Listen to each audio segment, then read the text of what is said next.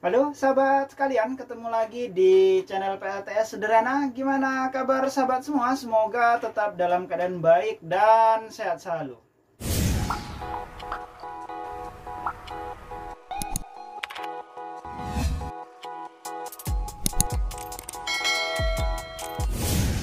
Di beberapa waktu terakhir ini sangat banyak beredar video tentang baterai nuklir dan baterai sodium ion. Mungkin lebih banyak tentang baterai nuklir ya, untuk yang beredar video ataupun di YouTube lah, lebih banyak tentang baterai nuklir. Namun tidak kalah banyak juga baterai sodium ion. Nah, dua baterai ini menurut saya ya baterai-baterai yang baru semua ya. Baterai dari nuklir dan baterai sodium ion. Cuman untuk baterai dari nuklir ini sepertinya masih pemula banget ataupun ya masih beta lah. Seperti namanya itu beta volt ya. Dari yang saya pahami bahwa baterai beta volt ini voltasenya di 3 volt. Namun untuk currentnya ataupun arusnya itu sangat kecil sekali. Jadi butuh sekitar 10 butir baterai baru bisa menyalakan lampu LED SMD ataupun menyalakan lampu 5 mili. Butuh 10 biji baterai. Memang kalau dihitung umur bisa sampai dengan 50 tahun ke atas tanpa dicas langsung digunakan. Tapi kalau arusnya sangat kecil yang dikeluarkan, ya untuk apa gitu ya. Memang 3 volt arusnya kecil, jadi pertanyaannya itu digunakan ataupun difungsikan untuk apa. Misalnya ini sudah dipasarkan ya, dipasarkan ke lingkup luas ya, sekarang baru diciptakan, dan misalnya ini dipasarkan dengan voltase 3 volt dan arus yang sangat kecil, artinya dengan lampu LED mini butuh 10 biji. Bayangkan jika harus menyalakan lampu LED 12 volt, kira-kira butuh berapa buah baterai baru bisa nyala ya, 5 watt misalnya. Apalagi dengan inverter, kira-kira butuh berapa ratus baterai baru bisa nyala inverternya. Jadi menurut saya ini belum bisa digunakan untuk sekelas rumahan, untuk kebutuhan sehari-hari. Meskipun umurnya sangat panjang dan tidak butuh charging lagi, tapi masih tergolong belum bisa digunakan. Nah, selanjutnya ada lagi baterai sodium ion. Ini adalah baterai yang termasuk baterai baru juga, yang memang untuk di luar negeri itu sudah ada yang mereview bahkan dari sebulan 2 bulan yang lalu. Dan terakhir saya lihat ini di waktu sekarang juga masih banyak yang mereview baterai sodium ion ini. Ini sudah dipasarkan ya, banyak juga dipasarkan, bahkan di luar negeri sudah ada yang menjual BMS-nya. Namun untuk di Indonesia ini masih sangat langka ataupun mungkin belum masuk ya. Saya sempat lihat juga di Indonesia sudah dijual untuk baterai sodium ion. Nah, perlu diketahui baterai sodium ion ini terbuat dari garam. Artinya bukan garam yang kita makan ya, tentunya ada campuran-campuran lain, cuman bahan dasarnya itu mirip dengan garam. Seperti namanya, sodium ion, jadi Na+ gitu.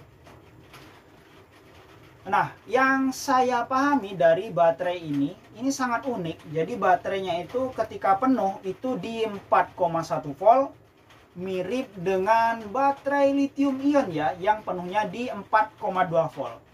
Kemudian untuk tegangan kerjanya itu di 3,1, artinya 50% baterai ini di 3,1 volt. Hampir mirip dengan baterai lithium 4 yang tegangan kerjanya ataupun 50%-nya itu di 3,2 volt. Yang bikin saya bingung, ini baterai sodium ion ini habisnya ataupun 0%-nya itu di 1,5 volt. Kenapa saya bingung? Karena begini. Misalnya kita menggunakan baterai sodium ion dalam sistem 12 volt. Nah, yang saya bingung, baterai ini akan dirakit berapa S? 3S, 4S, 5S, atau 6S untuk sistem 12 volt. Kenapa bingung? Karena begini, 1,5 volt ini kan habisnya. Berarti antara 1,5 volt sampai dengan 4,1 volt itu kan kapasitas yang ada di dalam baterai tersebut. Ya, dari 1,5 naik terus ke sampai dengan 4,1 volt. Begitu ya. Saya ambil contoh nih untuk baterai lithium 4.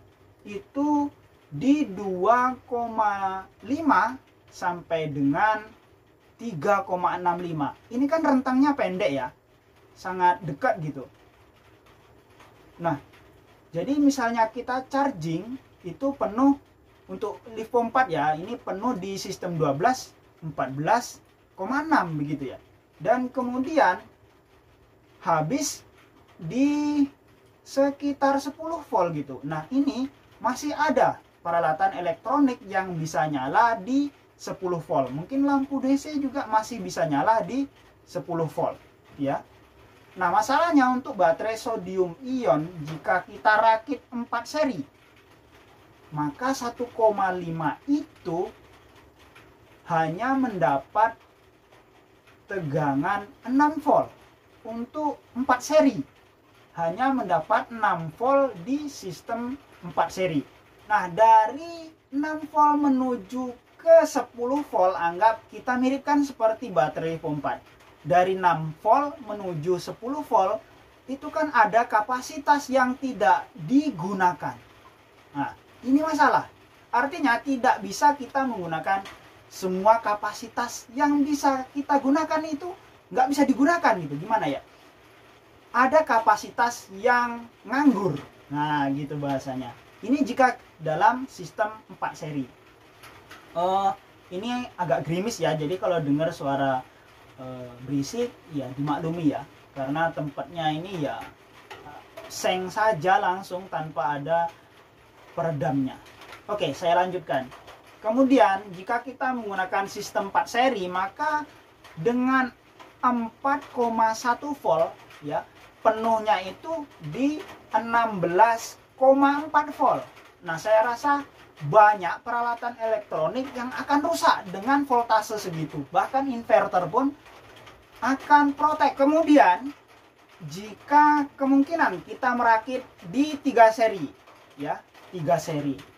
Ini penuhnya pas ya, sesuai dengan tegangan kerja untuk seperti lampu DC, inverter ya, karena di 12,3 volt.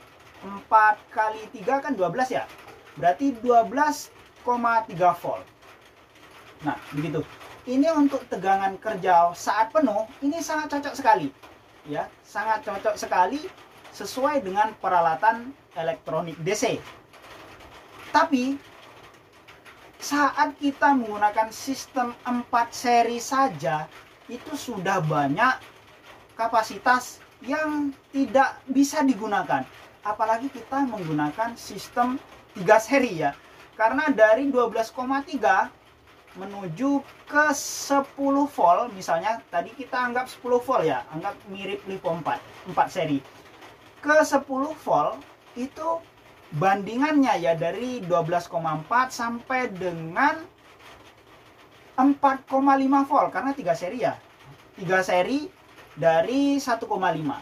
Habisnya 1,5. Itu sangat jauh sekali, kemungkinan hanya sekitar 20% saja kapasitas yang digunakan. Nah, ini yang membuat saya bingung. Baterai ini sebenarnya digunakan pada voltase berapa? Bagusnya. Kemudian sistemnya berapa seri? Agar lebih efisien ketika digunakan untuk peralatan listrik DC seperti inverter, lampu dan sebagainya.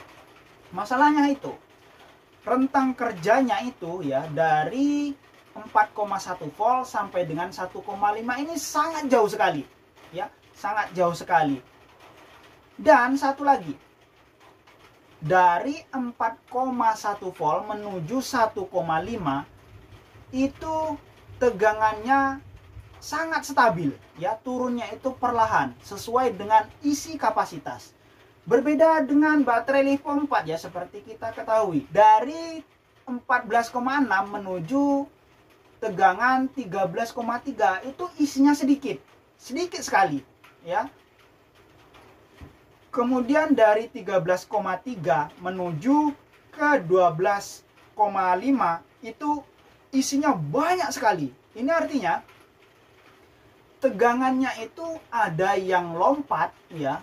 Dari 14,6 menuju 13,3 itu saya anggap lompat ya. Kemudian di 13,3 menuju ke 12-an volt itu sangat datar. Nah, untuk baterai sodium ion ini beda banget ya. Dari 4,1 menuju 1,5 itu tegangannya sangat stabil, turun sedikit ya. Ibaratnya kalau grafik itu turunnya lurus gini, lurus ke bawah sampai 1,5 volt. Nah, keren kan? Tapi dengan begitu, jika kita rakit menjadi sistem baterai pack baik 3S ataupun 4S, maka akan banyak kapasitas yang tidak sempat digunakan. Nah, itu yang membuat saya bingung. Nah, mungkin sahabat pengen ataupun nggak sabar lihat video tentang baterai sodium ion, bisa dicek di konten-kontennya orang luar ya, orang-orang yang berbahasa Inggris tentunya. Nah, untuk di Indonesia sepertinya belum ada, tapi untuk yang jualan saya lihat sudah ada, tapi harganya ya masih di luar nalar. Dan di lain waktu nanti mungkin saya akan pesan untuk baterai sodium ion ini dan akan saya tes gitu, gimana sih sistem kerjanya gitu ya.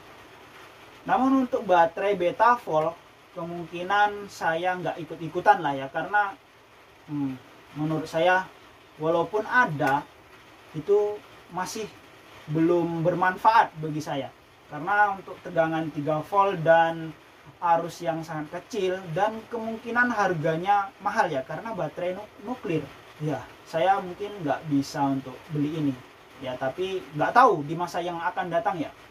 Karena untuk sekarang saya lihat belum ada yang dipasarkan. Dan konten-konten yang membahas tentang baterai nuklir ini hanya sekedar ya sharing ilmu ya. Artinya nggak ada yang bener real membahas baterainya langsung gitu. Nggak ada. Tapi kalau baterai sodium ion ini sudah banyak banget. Jadi kemungkinan dalam waktu setahun 2 tahun lagi itu akan meluas seperti halnya baterai lithium ion dan baterai lithium 4. Tapi kurang tahu juga, karena sistemnya kan agak sulit ya dikondisikan dengan beban-beban. Seperti halnya baterai lithium 4 kan masih enak ya untuk diatur. Baterai lithium ion masih mudah digunakan pada perangkat-perangkat elektronik DC. Oke sahabat, saya rasa kurang lebihnya begitu ya tentang pembahasan baterai nuklir dan baterai sodium ion ini. Semoga bermanfaat bagi sahabat semua. Jika ada yang perlu ditanyakan, silakan tulis di kolom komentar. Dan sampai jumpa lagi pada video berikutnya. Bye!